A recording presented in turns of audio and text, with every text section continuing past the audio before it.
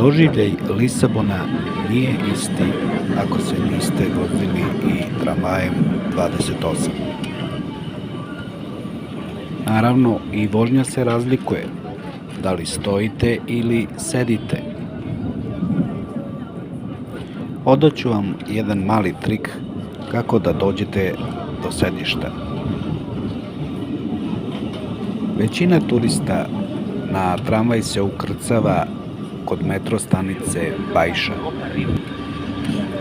Oni malo iskusniji kreću sa polazne stanice Baira Alto, koja se nalazi samo 100 metara od stanice Bajša.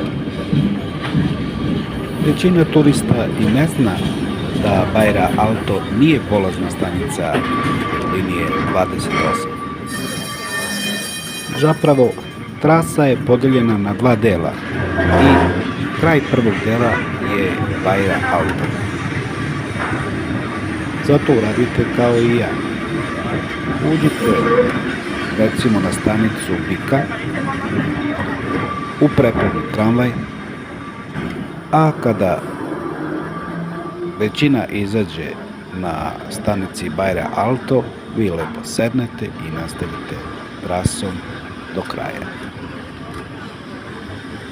Trasa tramvaja 28 vas vodi pored najlepših vidikovaca Alfame.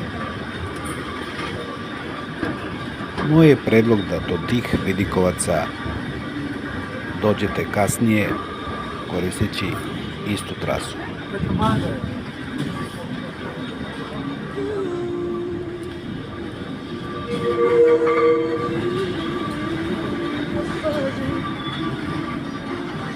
Não me fadistas com o meu sonho.